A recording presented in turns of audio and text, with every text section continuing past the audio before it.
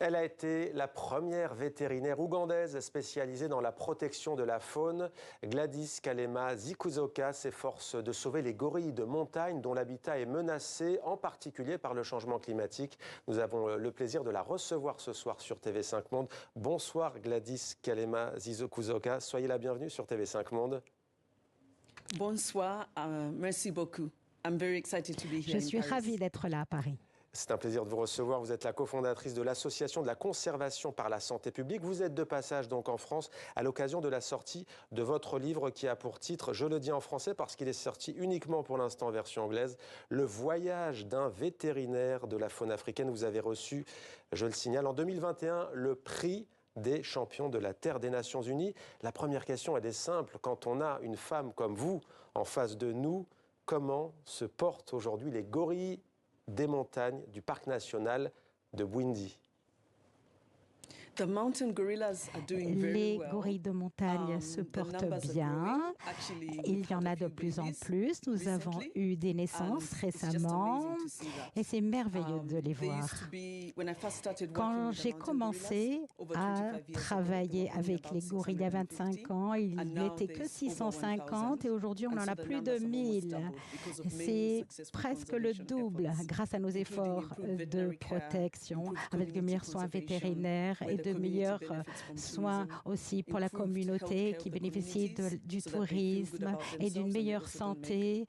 Comme ça, ils ne rendent pas les gorilles malades et ils se portent mieux, entre autres interventions. Et aussi une meilleure application de la loi grâce à l'argent du tourisme qui soutiennent les rangers qui protègent le parc. Et donc les gorilles se portent beaucoup mieux, merci. Voilà déjà en tout cas une bonne nouvelle, on en est ravis. Pour autant, il y a des menaces qui pèsent sur ces gorilles. Quelles sont-elles et est-ce qu'on parle toujours d'une espèce menacée d'extinction ou non? Oui, il y a des menaces sur eux. Au départ, ils étaient en danger critique d'extinction selon l'UICN. Mais à présent, ils ne sont plus qu'en danger, plus en danger critique.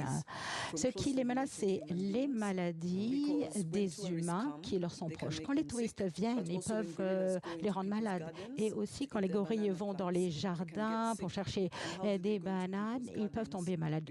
Pourquoi ils vont dans les jardins des humains? Parce que leur habitat a été beaucoup réduit à cause de la croissance démographique et parce que les forêts ont été réduites. Et donc maintenant, il y a des humains et des jardins et ils peuvent tomber malades en touchant des vêtements sales, par exemple. Nous avons perdu un bébé gorille à la gale. Ils peuvent aussi attraper toutes sortes de maladies de leurs voisins humains. Il y a des fécations à l'extérieur. Et il y a aussi le braconnage. Les gorilles peuvent être pris dans les pièges. Donc c'est les maladies et la perte de l'habitat. Il manque de place. Les maladies et la perte de l'habitat, et vous avez démontré par vos recherches que des parasites intestinaux peuvent être transmis de l'homme aux gorilles. Comment agissez-vous concrètement pour protéger les gorilles? J'aimerais que vous nous parliez notamment de cette approche de la santé globale. Qu'est-ce que c'est? Oui, cette approche de la santé globale améliore la santé des animaux, des humains et de l'environnement parce qu'ils peuvent attraper les maladies humaines. Nous les protégeons en améliorant la santé des personnes autour, surtout là où les gorilles vagabondent et sortent du parc. Il faut qu'ils soient en meilleure santé et qu'il n'y ait pas de vers. Et si on trouve des parasites humains chez les gorilles, dans notre laboratoire de terrain, nous nous assurons que les humains ou leurs animaux d'élevage sont soignés. Et même on peut soigner les gorilles s'il le faut. Ainsi, nous améliorons la santé des gorilles, en soignant les gorilles, mais aussi en améliorant la santé des humains et des animaux domestiques qui peuvent rendre les gorilles malades. Voilà notre approche de santé globale. En améliorant la santé des humains, ils s'intéressent plus à la faune sauvage parce qu'ils se rendent compte qu'on s'intéresse aussi à eux et c'est un droit humain. Et ça passe aussi parfois, notamment par l'économie, par les richesses de votre pays, l'Ouganda. Vous nous avez apporté du café. Est-ce que vous pouvez nous expliquer en quoi cela fait partie de vos activités, de votre projet? Oui, nous avons le café de protection des gorilles. On s'est bien travaillé avec les cultivateurs autour du parc pour qu'ils gagnent un bon prix pour leur culture de café, pour qu'ils n'aient pas à aller braconner dans le parc.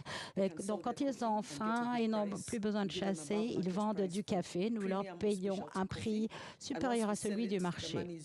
Et l'argent sert à racheter du café et il y a une donation des banques pour soutenir la santé des humains, des gorilles et les efforts de notre association, la conservation par la santé publique. Ainsi, c'est un financement durable.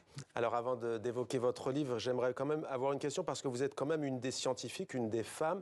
Vous faites aussi partie de la société civile à être en première ligne face au réchauffement climatique, au changement climatique. Il y a en ce moment, dans cette partie de l'Afrique, l'Afrique de l'Est, une sécheresse importante. Il y a eu quelques semaines, par exemple au Kenya, des inondations importantes. Ça, ce sont des effets contre lesquels vous devez aussi constamment lutter? Oui, tout à fait. La météo a beaucoup changé.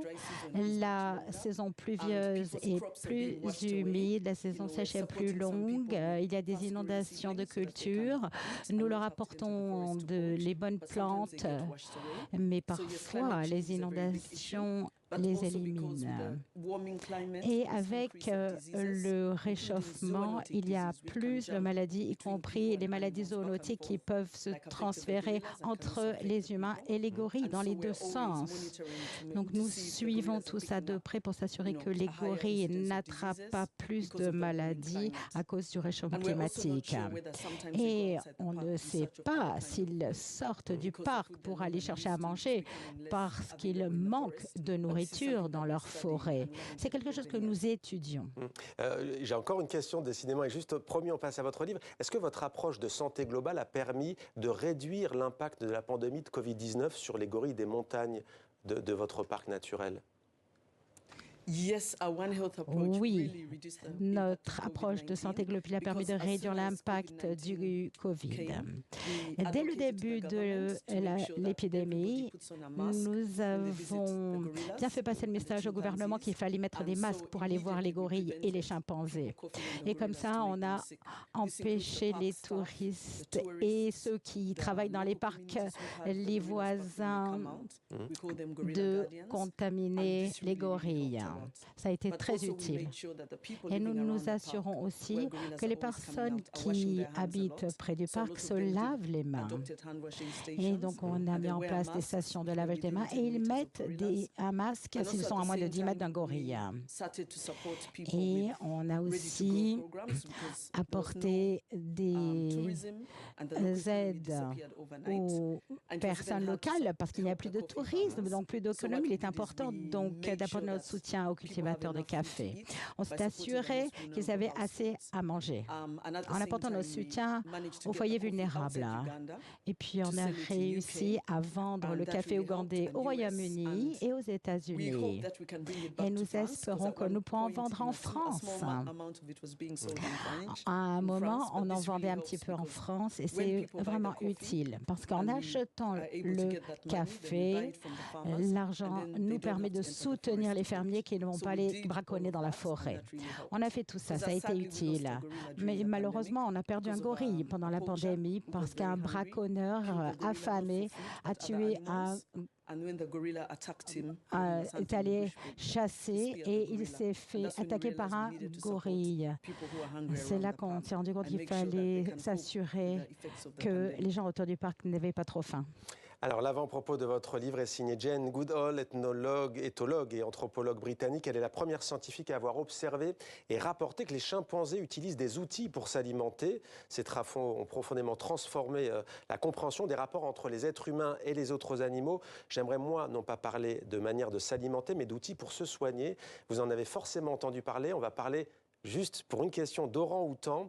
Les scientifiques ont été impressionnés parce qu'un orang-outan récemment blessé au visage en Indonésie a fabriqué tout seul un pansement à partir d'une plante médicinale. C'est ce qu'a rapporté la prestigieuse revue Scientific Reports. Est-ce que vous en avez entendu parler? Est-ce que ça vous a impressionné? Oui, c'est très impressionnant, mais pas surprenant. Les orang-outans sont très intelligents, comme les chimpanzés et les gorilles. Nous avons plus de 98% de gènes en commun, et avec les orang-outans, plus de 97%. Et ces grands singes, nous sommes tous des grands singes, nous sommes des grands singes humains. Et les autres grands singes savent se soigner. Les chimpanzés savent aussi se soigner. Les gorilles le font aussi, même si on ne l'a pas beaucoup observé. Et ça m'intéresse beaucoup de l'étudier. Et cette découverte était incroyable. C'est merveilleux de voir qu'ils savent se soigner. Et tout comme ils ont des vétérinaires comme nous, ils savent se soigner tout seuls. Et peut-être que quelque chose dont ils se servent pourrait nous être utile. Nous travaillons avec les communautés locales, avec les guérisseurs dans les villages qui se servent des plantes locales, et peut-être ils se servent des mêmes plantes médicinales, les gorilles, les chimpanzés, les orang-outans et les humains. C'est vraiment une belle découverte. Ça montre leur intelligence et combien nous sommes proches et pourquoi on doit les protéger. Gladys Kalema Zikuzoka est notre invitée. On poursuit avec un homme auquel vous rendez hommage dans votre livre, Frans de Waal, primatologue, éthologue néerlandais qui nous a quittés il y a tout juste 2 mois et demi. C'était au mois de mars. Un livre qui évoque aussi forcément Dian Fossey, primatologue américaine spécialisée dans l'étude du comportement des gorilles de l'Est de l'Afrique. Que représente cette femme pour vous? On rappelle qu'elle a été assassinée à l'âge de 53 ans et qu'elle avait dit « Je veux être enterrée ici, dans le cimetière où reposent mes gorilles ». Oui, Dian Fossey était une femme extraordinaire. J'aurais tellement aimé la connaître, mais quand elle est morte, j'étais encore adolescente. C'est avant que je ne travaille avec les gorilles. Elle m'a beaucoup inspirée. Et quand j'ai lu son livre, j'ai voulu poursuivre ses travaux et c'est ce que je veux faire. Je suis heureuse que j'ai pu rencontrer le docteur Jane Goodall, qui était proche d'elle, et le docteur Bruti Gandikas, qui m'ont inspirée. Et je suis très honorée qu'elle ait pu écrire l'avant-propos de mon livre. C'est vrai que Dian Fossey a permis de comprendre que les gorilles sont de gentils géants qu'on doit protéger. Ils ne sont pas dangereux pour les êtres humains?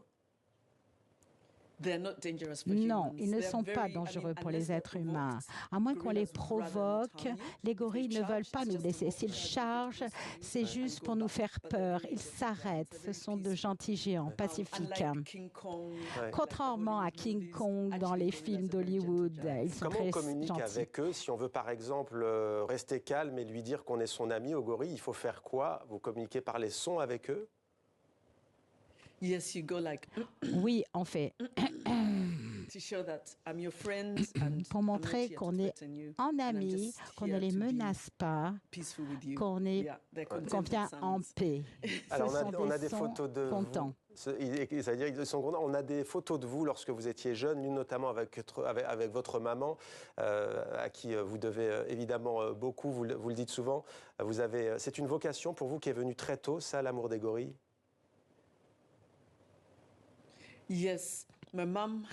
Oui, ma mère m'a apporté son soutien. Elle m'a permis de faire ce que je voulais, même si elle s'inquiétait un petit peu de ce choix d'études. Elle avait peur que les gorilles me fassent mal. Les gens pensent qu'ils sont dangereux, mais je lui ai expliqué qu'ils ne le sont pas. Alors là, cette photo, c'était la première fois que je l'ai emmenée voir les gorilles, et c'est là qu'elle a dit « Ce sont de gentils vétérinaires qui habitent dans un grand saladier ».